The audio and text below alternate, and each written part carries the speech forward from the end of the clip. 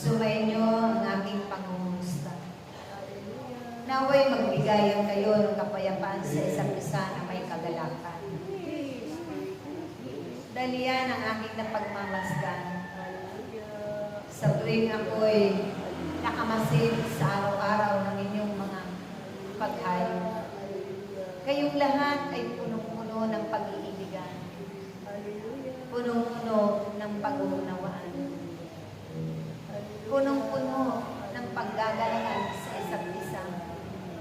At punong-puno ng pagpapaumanhinan at pagpapatawaran. Dahil ang mga mahalagang bunga ng banal na Espiritu Santo, tunay na ito'y lumaguna sa inyong mga puso na looban. Noong una, ito'y itinanim na isang buti lamang ng Diyos na inyong tinatawag. Diyos na pumili at pumirang sa bawat isa sa inyo. Subalit umusad ang mga panahon, ang mga araw at pagkakataon na pagpahanggang sa ngayon. Ito'y lumago at ipinalago ng Diyos sa inyong mga buhay upang ito ay magiging isang tanda na kayo nga ay tunay at tapat na kanyang mga anak. Natutong umibig sa isa't isa at sa kapwa higit sa Diyos na makapangyarihan sa lahat. Kaya ito man ay inyong ipagpatuloy, ipakita sa inyong mga kapwa sa lahat ng inyong paruroonan. Dahil yan man ang makakatulong din sa pagpapalaganap ninyo ng kanyang salita. Salita na magbibigay inspirasyon, magbibigay buhay doon sa mga nawala na ng pag-asa sa kanilang mga buhay. Kasiglahan at kalakasan ng kanilang pananalig at pananampalataya sa Diyos, ng kanilang mga pagtitiwala, dahil ito'y malaon ng lumago sa kanilang mga buhay. Kung kaya't sa pamamagitan ninyo na instrumento ng Diyos, tunay na dadaloy at dadaloy, patuloy na dadaloy papatungo sa kanilang mga puso at kalooban, ang mga bagay na mabubuting ibinabahagi ninyo at ipinapalaganap ninyo. Dahil yan na magiging kaligtasan din nila at pagbabago buhay. Naway aking mga anak, lagi ninyong ipanalangin ang mga buhay at mga patay, maging ang mga kaluluwa na galak at mga kaluluwa sa purgatorio, upang ang mga namatay na hindi pa nakikilala ang banal na pangalan ng Diyos, masumpungan ang liwanag patungo sa kanyang kariyan.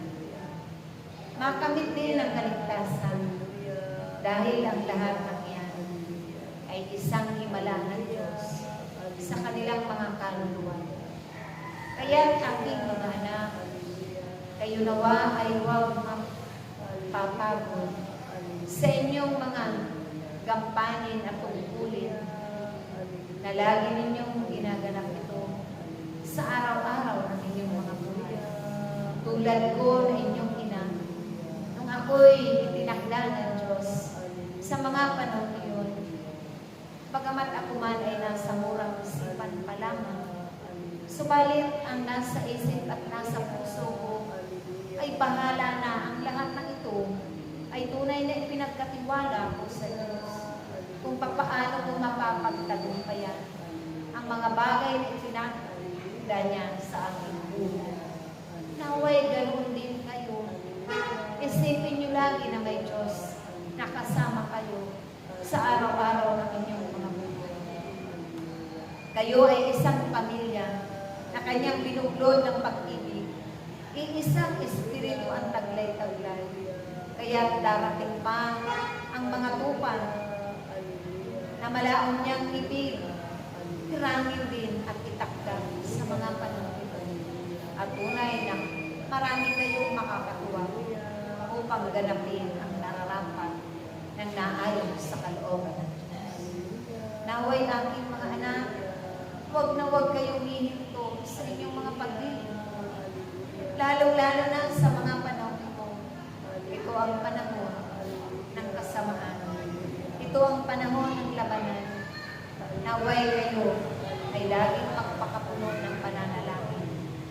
maliban sa pagdalita ninyo ng aming banal na santo. Laging usalin ang inyong mga labi at mga bibig, ang makalamit na wika, upang sabay-sabay ninyo laging maitaboy ang mga paparating na salo at magaganap nang hindi ninyo ito mararanasan sa inyong bayan, sa inyong bansa. Ganon din, ipanalangin niyo lagi ang bawat ama ng bansa, ang bawat idinugdong ng Diyos na namamahala sa kanyang mga nasasakupang komunidad upang sila rin ay mabago. Ganon din ang kanilang puso't kalooban. Ang Diyos ang siyang manahan upang maghari din sa kanila sa araw-araw nilang mga buhay at maganap nila ang katapatan ng paglilingkod at makagumana sa pamamagitan nito amin. Dahil walang imposible sa Diyos. Tunay na mapangyayari niya at maibibigay niya ang lahat-lahat dahil siya ang Diyos na mayaman. Siya ang Diyos na pinagbuulan ng lahat sa mundong mababaw. Kaya't aking mga anak, ako'y buong pusong nagagalang. Buong pusong nagpapasalamat sa bawat isa sa inyo na kailanman hindi kayo bumitaw sa inyong paglilingkod. Hindi kayo malikod na muli sa Diyos dahil dito ninyo nasusumpungan lahat ng biyaya, maging ang kalakasan, mahabang buhay, mga kasiglahan, kagalakan, kapayapaan, at ang pag-ibig na kahit man ito'y mapagpata. Subalit sa kabila ng lahat ng inyo na isa sa pamuhay ng naayang sa kalooban ng Diyos. Iniibig ko kayo kuman ay itinuring ninyo na ina at itinagalang inibig. Tunay na ang lahat ng ito ay aking karangalan. Dahil ang lahat ng iyan ay mga himala sa inyong mga buhay. Sumain nawa lagi ang pagkakaisa at pag-iibigan, pagpapanalangin dahil ito'y napakahalaga sa panahon ito. Sa ngalan ng Ama, ng Anak at ng Espiritu Santo. Praise God.